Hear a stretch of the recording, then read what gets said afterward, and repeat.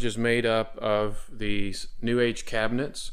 So I talked a little bit about the cabinet on the left already, which holds some of the car cleaning supplies, things of that nature in our first episode.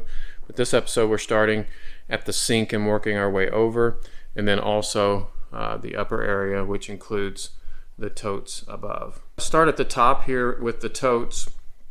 The totes are purchased at Lowe's, and they actually no longer carry these particular totes, but you can find some that are similar. And I just really worked at trying to find a good combination of sizes, and the sizes that worked for me to get the closest to the ceiling. This rack here, I really like this shelving rack. Number one, because of the wire grid type support, which doesn't collect dust, and then also the fact that it's 24 inches deep, which gives me plenty of room for those totes, and it's high enough that you don't really notice it as much. So what was really cool about this too is whenever I put this together, I really one of the main reasons I used this plywood here was so that I could go straight into the plywood, and the plywood is attached to the studs. So then we put the diamond plate as I spoke of in the first episode in there. What really worked out well for this shelving was the fact that it has these open areas in the support brackets, and I utilized that to put in this LED lighting, which is just laying in here, and that lighting is actually really inexpensive on Amazon, and I got quite a few of those that on both sides that they just daisy chain together, electrical, and they don't pull very much electricity at all, but they just fit right inside there. And then I also further down here, I used that same concept to put my sound bar in. So that's the sound bar right there, and it fits right in that same. And then I went above the garage door area here, so that storage is very helpful in giving me all the space that I need for all the things that we cannot store in our basement. Right now, this lighting here, you probably noticed, is just a battery powered LED, and I don't normally use it right now. I use it during the holidays to give some additional accent lighting, but you can see them. I have it actually using the little straps here. You can see them.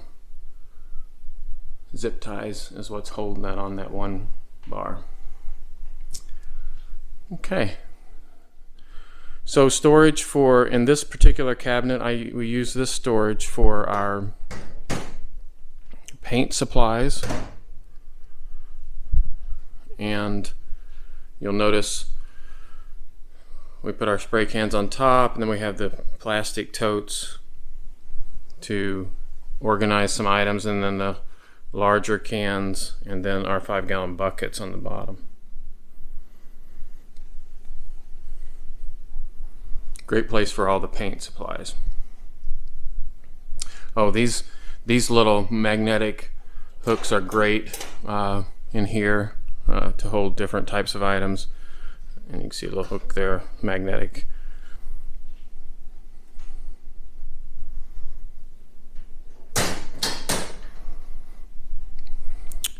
The next storage area that we have is above the sink, and this area here holds just mainly towels and things like that, paper towels, microfiber towels, and I also use it to keep track of our totes, what's in the totes above. That's what that little notepad is there for. We have these numbered, the totes numbered, so I know exactly where to go for each, for storage of whatever items. One thing with this storage that I had to do is I had to put it in the center as opposed to normally it would be installed directly onto this cabinet here, because I wanted to center it with the sink. And so if you'll notice up top, you'll see that I just used 2x4s, which was kind of good because it helped me on this side. I used it as a channel for cords to go through. And then these diamond plates are just mounted, are glued straight onto that 2x4, so it gives it a nice finished look. And this here is the same trim that I used up top. See that up top in the very top, and I also used it as baseboard trim. But on this particular piece of trim, I did use the regular aluminum diamond plate. And that just helps shield the LED lighting that's underneath. Kind of hides it a bit, but yet it still comes down underneath. The storage below the sink, I mainly use it for things like cleaning supplies and antifreeze, that type of thing, some of the bigger containers. And you'll notice the hot and cold shutoffs are down there, as well as the drain. Now in this particular sink, there's no drain in the garage itself, and so I used a leaching method to be able to run a drain outside.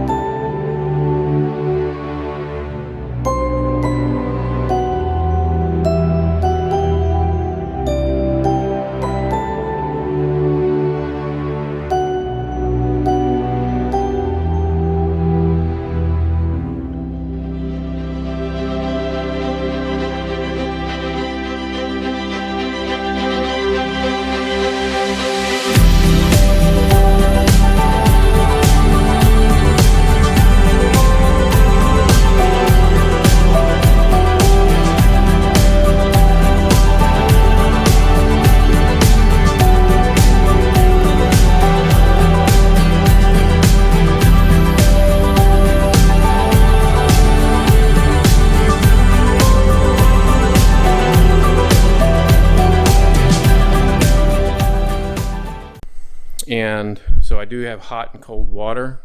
Never have had a problem with it not draining. Leaching system outside. It's mainly used for hand washing, that type of thing, and I don't pour chemicals or anything down in there, so it doesn't leach into the soil. But this particular sink I will shut off whenever I shut off my irrigation system outside, because it catches a lot of air, and even though I do have it insulated down here behind the wall, I just don't trust it, and I don't want to have a freeze there in the pipes. So what I'll do is turn it off, and in the next episode I'll show you where that shut off is, but I shut it off and then drain all the water out of it until the spring. This area here is storage for mainly all my electronics equipment, and so I store all of that in there. You'll notice these cabinets are connected to each other. Everything's tied together. There's no feet on there, so I can sweep underneath. And then on this back wall here, this is of course the workbench top, and then the back wall here I utilize the diamond plate along with a power strip there, and I'll cover that in just a moment. And then just like the other areas, I utilize a slat board in several areas of the garage, but I try to keep it all balanced. So we have the corner area, and then we have the workbench area, and then I have the tool storage area, and then I have just the same on the other side.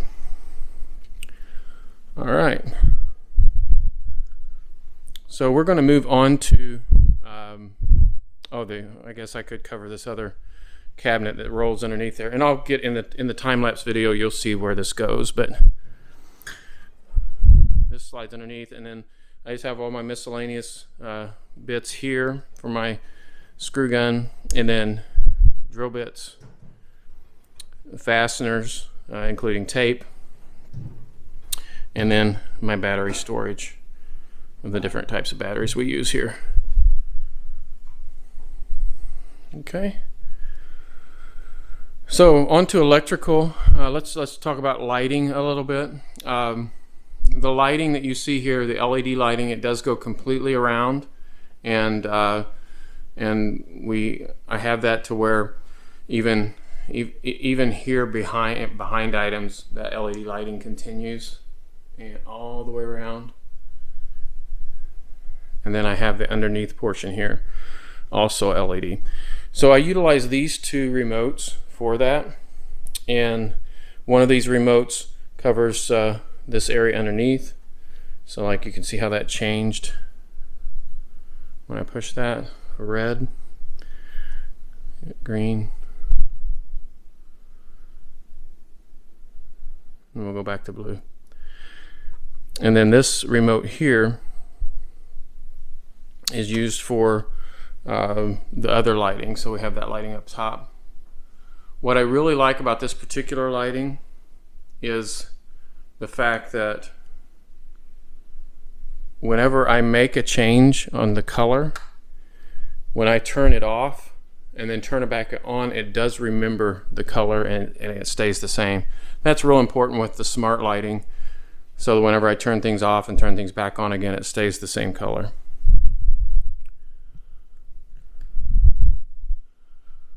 And you'll notice here, I'll slip in behind here. So the LED lighting's right there. And then we have outlets. I have, I believe, 5 outlets on this wall. This is one of them. I wanted it right behind here so I could plug up all the TV and the computer and the Amazon Fire TV. And then this also has the smart outlet here so that I can turn things on and off. And then my, if you'll notice right here too, my network wiring that goes downstairs is there. All I did here was utilize one of the slat wall shelves. So I created a little shelf there to place items on so that they don't fall below the TV. Okay. So outlets, course, on this side, I have those outlets in the phase, that first portion, and I have two there, but then I also have an outlet down here below, and then I have an outlet over here on this side in the Coca Cola area, and then I have the outlets on the workbench area. And the outlets on the workbench area also have USB as well.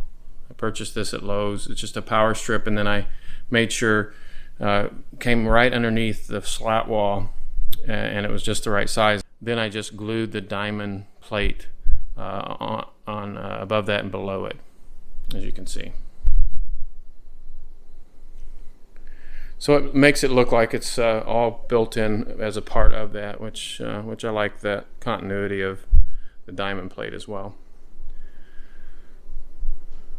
Okay, so that covers the electrical. Now some of the electric I have continuous, so some of these outlets are controlled by switches, and some are controlled are continuous electricity. So I had to really think through that and what I wanted to always be on versus what I wanted to be controlled by a switch.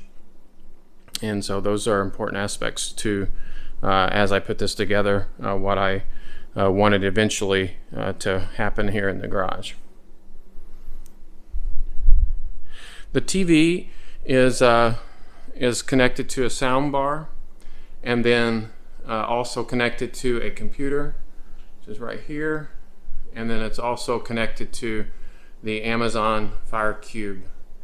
So that's how I'm able to do the commands in here via that. And just to show you real quickly. So that's the Amazon Fire TV right there. And then if I wanted to switch that over to change the source to the TV, to the computer.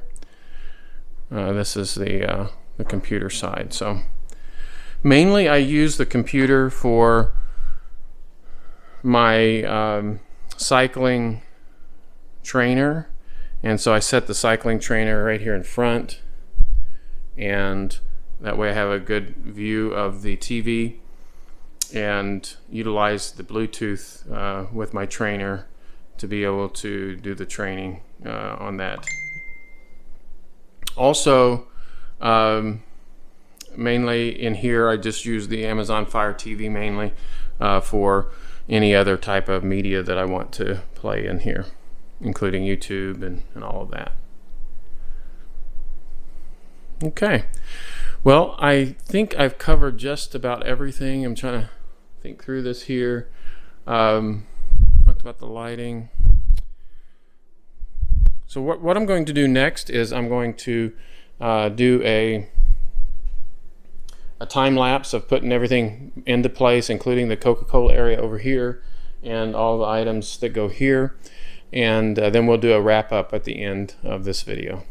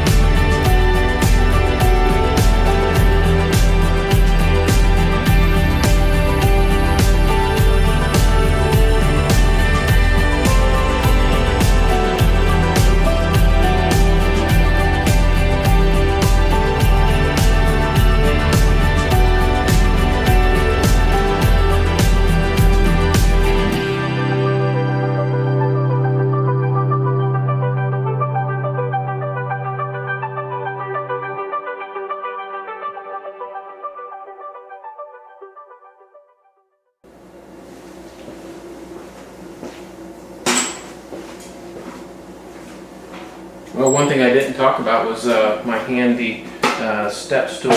This is a little retro piece here. I'd like to refinish it and rework it, but kind of like it the way it is. This Costco little step stool hides away like that, and it's the perfect height for me to be able to get up to these areas here. We'll take down some of the storage bins that we have up there. And then not only that, it's a piece that kind of goes back a little ways in terms of its history and kind of like that part of it and the way it looks for that. But I appreciate you joining us for this third episode, and I'm looking forward to doing the next episode, which will cover what's behind those doors over there on that side, including the tools and air compressor, and I've got my table saw, my chop saw, and all that back there hidden away, and I'd like to show you how we organize all of that in the next episode. So thank you for joining us for this episode, and make sure you subscribe and ring that bell for notifications, and I look forward to seeing you soon on Abraz Around the House. Have a good evening.